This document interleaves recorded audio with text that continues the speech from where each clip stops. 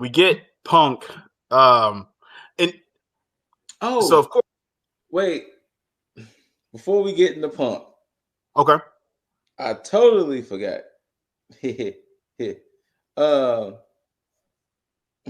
Eric Bischoff is not letting up on this CM Punk situation. Oh shit. So this will be a nice segue. Right? All right. So during his podcast, 83 Weeks, he said that basically I'm gonna read his quote.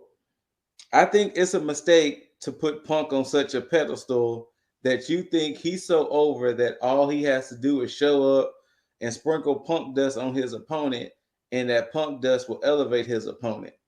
I'm not taking away from Punk. I think Punk, the way he's being used now, and this is constructive criticism, I think they diminish the perception. There was great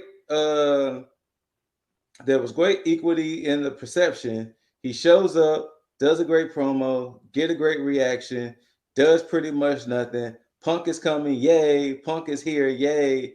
Punk showed up and Punk's not doing anything, but showing up, getting that big pop, he's here. Then having nothing going on for 2 or 3 weeks in a row doesn't help Punk. It doesn't help the product. There you go. Yeah, who the fuck is Eric Bischoff anyway? No, I'm kidding. You know what? At this point, right? Damn. Like, does he have blinders on? Does he have some kind of weird tunnel vision? Because, damn, like, I guess we just want Punk in a storyline. I don't know. You know what? This is probably the best example I can. You ever had probably yourself as a kid, or maybe a kid sister, kid brother that had a plush, little plush doll that had the talk box, and you press the foot or the arm, and it repeats same sentences over and over again because it's on repeat.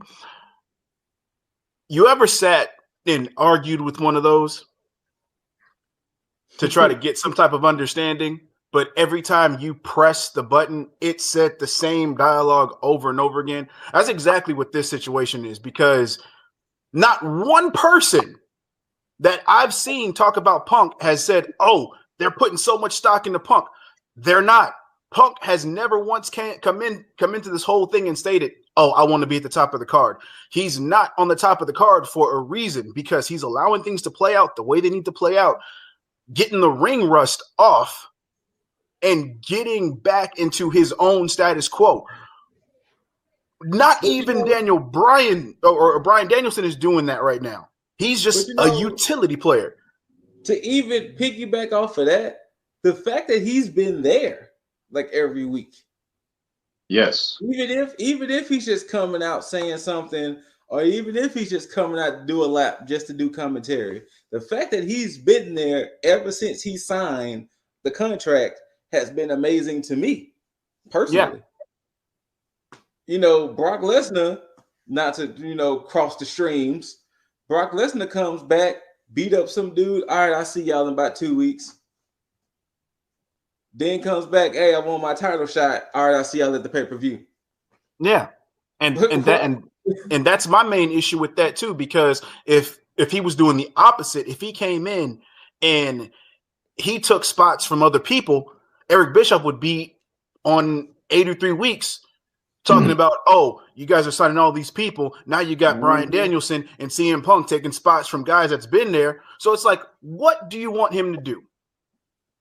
Exactly. Do you want him to take a top spot, or do you want him to help other talent? Because, and once we segue into this, he didn't wrestle on the show. What he did was he built up another feud from somebody who has heat on him based on the match that he had with Bryan Danielson. So it's continuing on to help people that have momentum behind them. What the fuck? I think Jaeger was hinting at it when he kind of said it. It almost sounds like Bischoff is being a hater. Let's just Bischoff is being a hater. I just want to know who he's listening to, because I mean, is he talking about like AEW stands? Because granted, just like their WWE stands, there are AEW stands that will praise everything AEW does, even if it's wrong. That's true. And even on that side, I still haven't heard them say anything.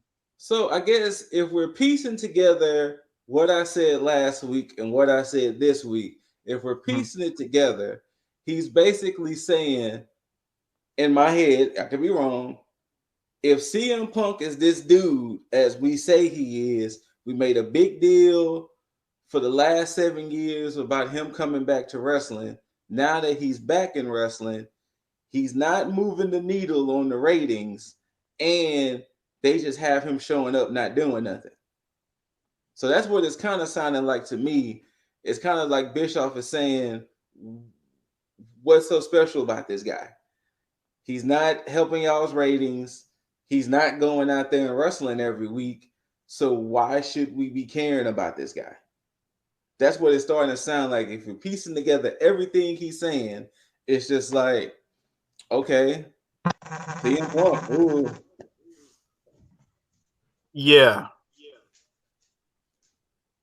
This whole situation reminds me of how CM Punk's push was back in, what was it, the Ruthless Aggression era, where there's a lot of people that didn't want to push him. And those people are of the same mind as Eric Bischoff.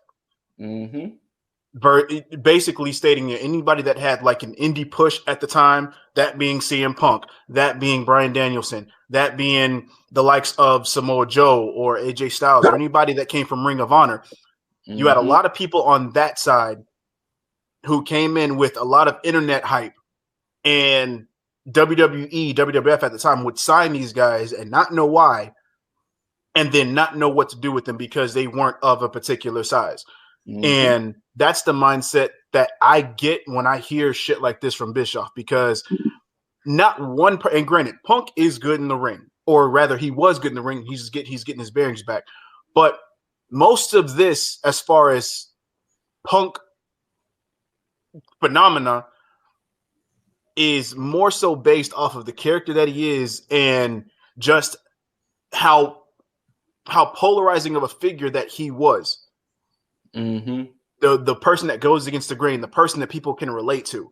You know, how many people could sit and say they related to Hulk Hogan? How many people can even say they sat and related to The Rock outside of like promos and stuff? Yeah, there were people that were real cheeky or had the cool one-liners, but that was far and few between. Like if you go to school, you probably had one or two people who were just off the cuff, funny all the time and knew what to say at the right time. Most people would want to be those people, but not everybody was.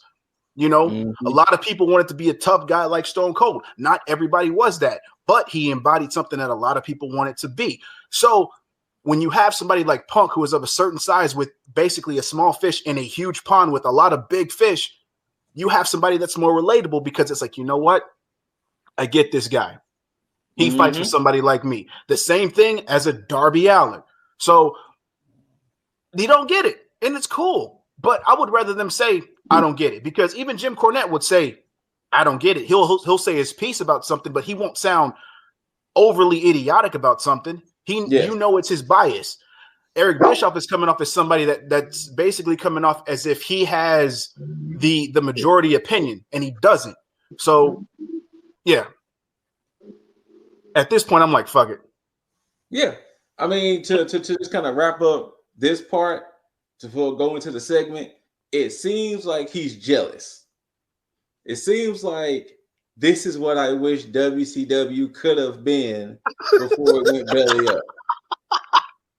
I wish I could have had all of this talent and I wish I could have had a great mixture of veterans and on the come up people, but the veterans I had, fucked up my company. Which that is true, because you let all of them book their own shit. Kevin Nash and his contract, Hogan and his shenanigans. I had to do Ric Flair's. I had to deal with these people. I'm looking at this new age, quote unquote, WCW, and somebody who's a legit contender to be going against WWE, and it's like, damn, I wish that was me. I wish I was in this position. I could be wrong, but that's what it's looking like to me. I think you're right. And I think you're on the nose with that, because it's funny, because if you look at Tony Khan, and based on how Jim Cornette would talk about AEW, you would think that Tony Khan would be the one to be in the same position as Eric Bischoff, where he would be the one person who was the big pro wrestling stan and would be pushed around by all these because they know better.